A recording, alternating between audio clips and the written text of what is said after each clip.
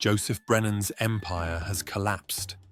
His arrest exposed him as the architect of the resurrection trade, and Ava Moreno has stepped into the spotlight, vowing to reform Eternity Incorporated. But the fallout has only just begun. Protesters flood the streets, furious over the exploitation at Redwood Heights, while lawmakers gather in Washington to confront the scandal head-on. Inside the congressional chamber, tensions run high as survivors, politicians, and corporate leaders clash over the future of digital consciousness. The question is no longer just who is guilty, it's whether society can prevent the same abuses from ever happening again. This episode of the Afterlife Trap is brought to you by the upcoming novel Demon Protocol. Kirkus Reviews calls it an engaging and plausible techno-thriller and gave it their Get It verdict. Callum Chase, author of Surviving AI, says it's a very enjoyable, fast-moving page-turner. Readers' favorite raves, believable and terrifying technology, a spectacular read. And another reviewer calls it a roller coaster of a book, crisp writing, immersive settings, and larger-than-life characters. Demon Protocol, available September 25th from fine booksellers. The community centre was small, tucked away in a quiet part of the city that seemed a world apart from the chaos that had rocked the country in recent months. Posters with hopeful messages lined the walls. Support survivors of the resurrection trade. Justice for all. Reclaiming humanity. Folding chairs were arranged in loose circles, and the smell of coffee lingered in the air, mixing with the scent of old wood and faded upholstery. Alina glanced around, straightening the flyers on the refreshment table as she tried to suppress her nerves. The turnout was better than she had hoped. At least 30 people had shown up, a mix of digital residents, their loved ones, and community advocates. She spotted Kelsey sitting near the back, hands clasped tightly together, her eyes distant. Beside her was Adrian, who kept a reassuring hand on her shoulder. Alina forced a smile and took a sip from her mug, though her stomach was too tight to tolerate much. She didn't know why she felt so anxious after all they had been through, after everything they had exposed. She still felt like it wasn't enough. Redwood Heights had been shut down. Brennan was in prison. Laws had been passed to protect digital residents from being exploited, but it wasn't over. Not really. A door at the side of the room opened and Wesley slipped in, giving her a small nod. He looked worn out, but there was a steadiness in his demeanor that gave her a little comfort.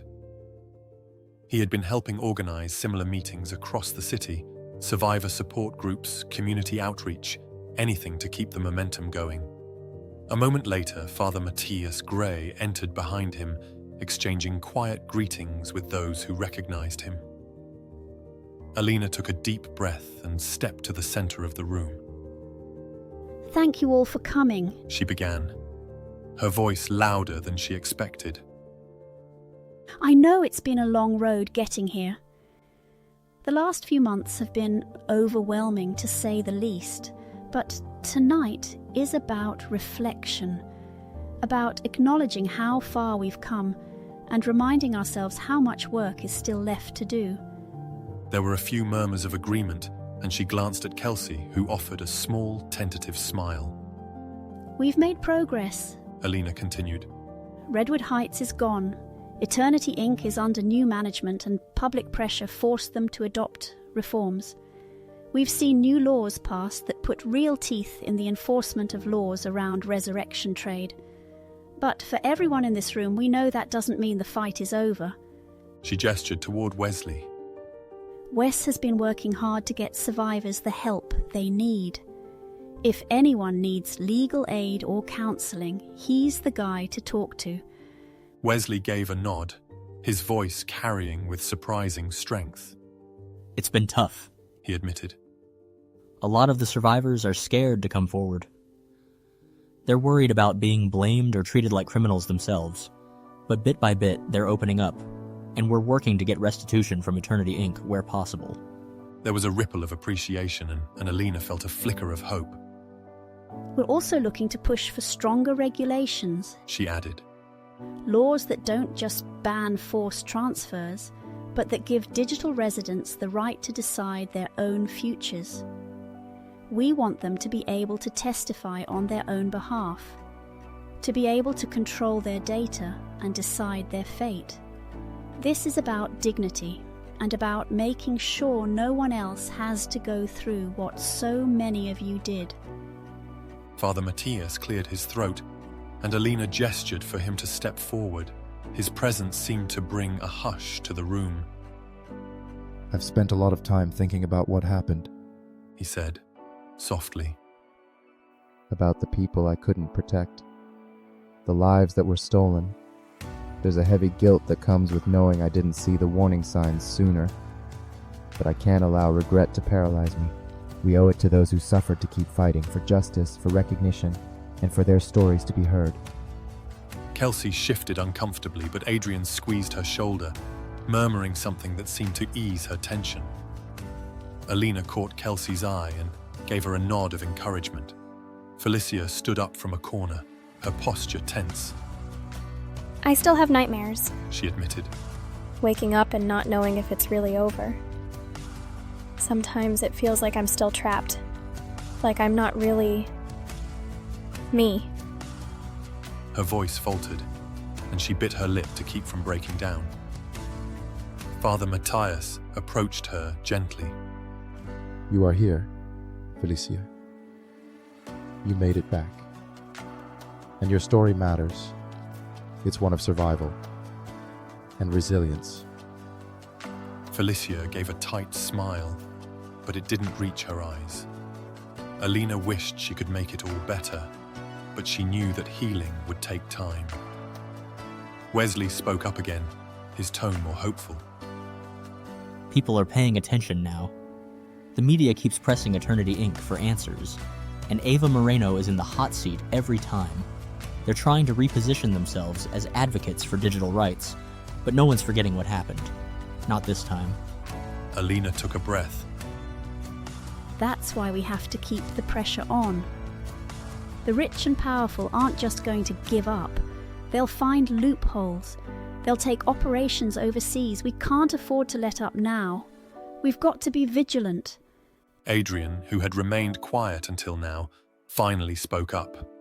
We hit them where it hurts. He said bluntly. Their reputation, their wallets. As long as they think they can get away with it, they will. But we've shown that when enough people push back, they break. Brennan thought he was untouchable. Look where he is now. A few in the room nodded, their spirits visibly lifting. Alina felt a rush of determination. We've got to stay united. She said firmly. We have to keep telling the truth, even when it's inconvenient, even when they try to silence us. We've made progress, but the fight isn't over, not until every survivor has justice and every trafficker is behind bars. Father Matthias clasped his hands together and bowed his head. Let us remember those who didn't make it, those whose stories were cut short. We fight for them too. A reverent silence fell over the room, and Alina found herself wiping at her eyes. It was far from over, but for the first time it felt like they were on the right path. Kelsey caught her gaze and gave her a small, hopeful smile. The meeting continued with people sharing their stories and plans for continued advocacy. Wesley distributed flyers with information on support groups and legal aid. As the night wore on, the atmosphere slowly shifted from solemn to determined, and laughter broke through the tension in small bursts. As the meeting wrapped up and people began to file out, Alina stayed behind to clean up the refreshments table. Father Matthias folded chairs, his movements slow but steady. Wesley lingered, organizing pamphlets into neat stacks. Felicia helped gather empty coffee cups, her thoughts clearly elsewhere. Alina glanced over at her. You doing okay? Felicia hesitated. I don't know. Being around people who understand helps, but it still feels unreal. Alina gave her a small smile. One step at a time. You've come a long way. Suddenly, the door creaked open, and a hesitant figure stood in the doorway. A woman, her hands trembling, glanced around the room before her eyes landed on Felicia. Her face was pale, her eyes red from crying. Behind her, her niece Marisol Reyes gently nudged her forward. Felicia froze, coffee cup in hand, as recognition dawned. Mom? She whispered, her voice barely audible. The woman's breath hitched. Felicia? She whispered, stepping closer but stopping just short. I didn't know if it was really you. I didn't believe it at first. I'm so sorry. Felicia's eyes brimmed with tears, but she couldn't move. You didn't believe me. Her mother bit her lip, guilt washing over her. I was scared. I thought I was losing my mind. They said it wasn't possible. Everyone said you were gone, and I didn't know how to handle it. Marisol stepped forward, resting a supportive hand on the woman's shoulder. It took her, both of us, a long time to come around, She said gently. but she couldn't stay away anymore. The dam broke, and Felicia's mother rushed forward, pulling her into a tight, trembling embrace. I'm so sorry, baby. I'm sorry I didn't listen. I'm sorry I pushed you away. I couldn't believe it. I was terrified of hoping again. Felicia sobbed against her mother's shoulder, the hurt and relief crashing through her all at once. I thought you didn't want me anymore. Her mother pulled back just enough to cup Felicia's face in her hands. No, never. You're my daughter. I was just too afraid to believe it. Please, forgive me. Felicia nodded, unable to speak as fresh tears spilled down her cheeks. Marisol gave them a soft, encouraging smile, then stepped back to give them space. Alina wiped at her own eyes, exchanging a glance with Father Matthias, who gave a small, grateful nod. Felicia's mother led her to a nearby chair, and they sat close, holding hands as they spoke in hushed, tearful tones. The cleanup continued in quiet reverence, but the atmosphere had shifted. Alina felt a warmth spreading through her chest. Hope, fragile but real, like the first light after a long, dark night. As they finished stacking the last of the chairs, Alina couldn't help but smile. Maybe, just maybe, they were beginning to heal. Join us next time on Code and Consciousness as we return to Everything I Couldn't Say. A father's final invention leaves behind more than memories. It creates a presence that refuses to fade. Across decades, one family discovers that love, loss, and legacy can be carried in both human hearts and artificial hands. But as the years unfold, the question becomes not just what the AI was built to do, but what it chooses to become. Don't forget to click the like button and subscribe to get updates as new videos become available.